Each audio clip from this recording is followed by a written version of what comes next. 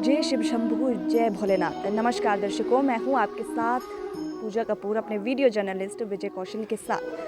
जयकारे से आप समझ ही गए होंगे कि आज हम आपको लेकर आए हैं शिव मंदिर में, और शिव मंदिर में आपको ज़रूर लेकर आए हैं तो जानकारी भी, इतिहास भी ज़रूर आपके सामने रखेंगे। सबसे पहले तस्वीरें आपको दिखाएंगे यहाँ के शिव मंदिर में। शिव मंदिर है शाहपुर विधानसभा के रैत के लगते गांव नेटी के मंदिर की। तो आप ज़रूर देख पा रहे होंगे, ये जो मंदिर है बहुत ही खूबसूरत मंदिर है। और जी बिल्कुल, भोलेनाथ का मंदिर है तो खूबसूरत तो ज़रूर होगा।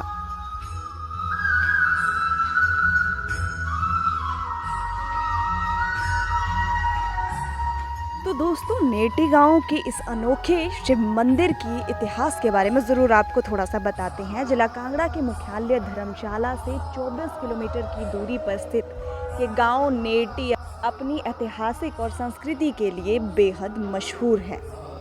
और शाहपुर तहसील के अंतर्गत इस गांव के इतिहास पर नज़र डालते हैं तो 1964 में जन्मे चंबा नरेश राज सिंह के पूर्व ये गांव चंबा राज्य के अंतर्गत था। 1974 को आषाढ़ माह के 7वें दिन गांव में चंबा नरेश राज सिंह और कांगड़ा नरेश संसार चंद के मध्य में एक लड़ाई हुई। और इसके साथ ही अगर हम बात करते हैं तो लड़ाई, वो जो उस समय का युद्ध था वो कोई आमूमन कोई छोटा मोटा युद्ध नहीं था, बल्कि उस समय के जो युद्ध में काफ़ी भयंकर युद्ध उनके बीच जो है वो हुआ था। और युद्ध के दौरान जब कांगड़ा के राजा ने चंबा के राजा पर आक्रमण किया, तो युद्ध के दौरान जो कांगड़ा के राजा थे उन्होंने चंबा के राजा पर आक्रमण किया। आक्रमण के दौरान जब युद्ध की गति जो है रफ्तार पकड़ने लगी, तो जो कांगड़ा के राजा हैं उन्होंने चंबा के राजा पर आक्रमण के दौरान उनके शरीर के ऊपरी हिस्से जो खोपड़ी है उनको तलवार की तेज़ धार से अलग कर दिया। लेकिन तलवार की तेज़ धार से सर का जो ऊपरी हिस्सा था वो अलग होने के बावजूद जो चंबा के राजा थे वो लगभग अढ़ाई घड़ी तक वो लगातार युद्ध करते रहे।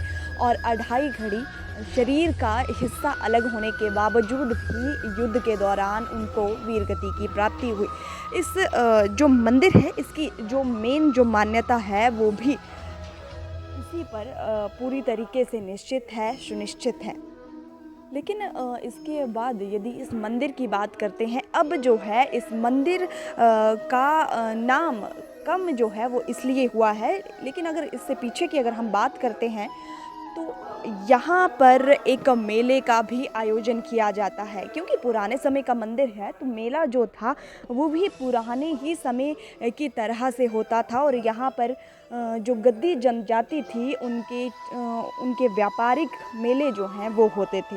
मेले की बात की जाए तो मेले में चादरें, पट्टुएं जो कि पुराने समय में यूज़ किए जाते थे, इसके अलावा अखरोट भी और इस तरह के खुरमानी, इस तरह का व्यापार जो है वो उस समय किया जाता था। व्यापार का मेला जो है वो उस वक्त यहाँ पर लगता था। लेकिन समय के बीत जाने के बाद जैसे जैसे समय जो है वो बीतता गया, वैसे वैसे यहाँ से उस मेले को शाहपुर में शिफ्ट कर दिया गया। यहाँ का जो मेला है वो शाहपुर में होना निश्चित हो गया।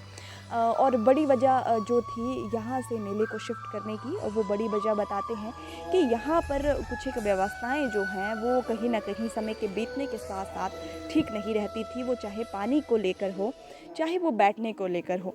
यहाँ का जो सारा मेला है वो उठकर रैत के लिए रवाना कर दिया गया और वहीं पे जो मेला है वो होता है।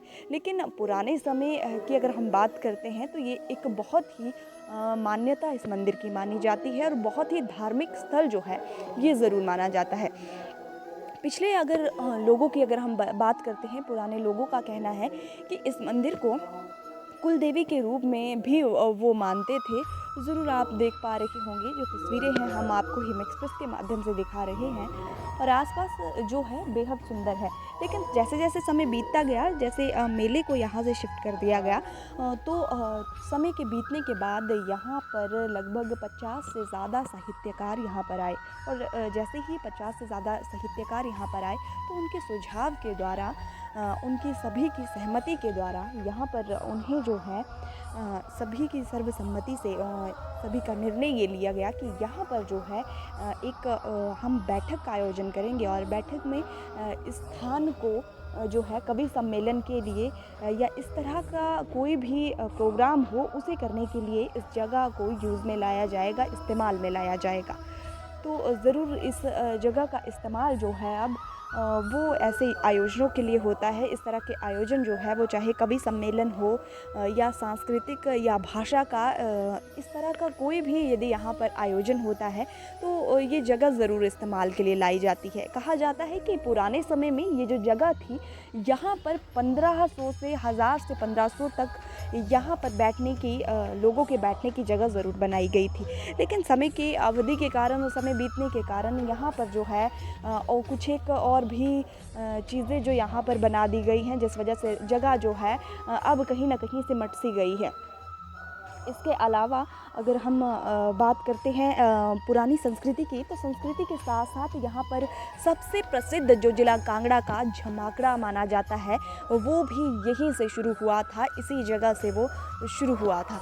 तो बिल्कुल बहुत सारी चीज़ें जो हैं यहीं से निकल कर आगे की ओर गई हैं और अब जो है देश प्रदेश में प्रसिद्ध हो रही हैं। इसके साथ साथ यहाँ की तमाम जानकारी जो है हमने आपको ज़रूर दी है और मंदिर के दर्शन आपको ज़रूर साथ साथ में वो भी हम आपको करवाएंगे। स्ट्रीम को भी अवश्य शेयर कीजिएगा क्योंकि इस मंदिर में कहा जाता है जो भी श्रद्धालु, जो भी अभ्यर्थी या जो भी लोग हैं अपनी मान्यता को, अपने दिल को सच्चे दिल से अगर यहाँ पर कोई आता है तो अवश्य उसकी मान्यता, उसकी जो मन्नत है, उसकी जो भी उसकी मांग है वो अवश्य यहाँ पर भोलेनाथ के मंदिर में, शिव के मंदिर में ज़रूर पूरी होती है। तो अवश्य यहाँ पे आइए, आप भी दर्शन कीजिए और अपनी जो भी मन्नत है, जो भी मांग है वो लेकर यहाँ पर ज़रूर आएँ और भोलेनाथ के दर्शन ज़रूर करें।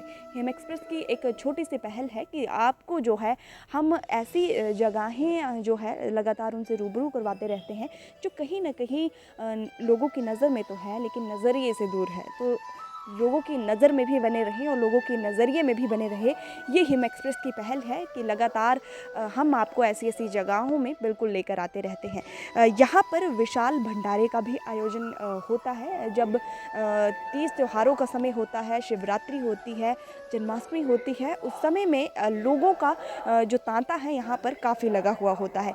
एक बार ज़रूर तस्वीरें हम आपको अंत में चलते चलते ज़रूर दिखाएंगे कि किस तरह से इस मंदिर की जो मान्यता है और इस मंदिर के प्रति जो लोगों का विश्वास है, लोगों की आस्था है, वो जुड़ी हुई है।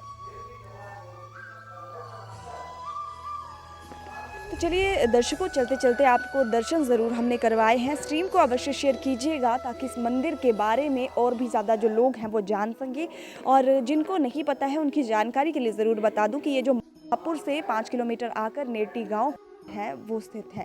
तो चलिए दर्शन ज़रूर आपको करवाए हैं। ज़्यादा से ज़्यादा स्ट्रीम को अवश्य शेयर कीजिएगा। फ़िलहाल के लिए मुझे दीजिए इजाज़त। इसी तरह की और भी कई मंदिरों की अपडेट के लिए जो मंदिर दर्शकों की नॉलेज से बाहर हैं, ध्यान से दूर हैं, ज़रूर इस तरह के मंदिरों की जिसमें लोगों की आस्था, मान्यता जो है काफ़ी है और इस तरह के जो अनोखे इतिहास हैं उनको भी आपके सामने लाते रहें, तो ज़रूर स्ट्रीम को शेयर कीजिएगा और अपनी दोस्त पूजा कपूर को दीजिए इजाज़त। मिलते रहेंगे आपके साथ, तब तक के लिए नमस्कार। जय हिंद, जय भारत।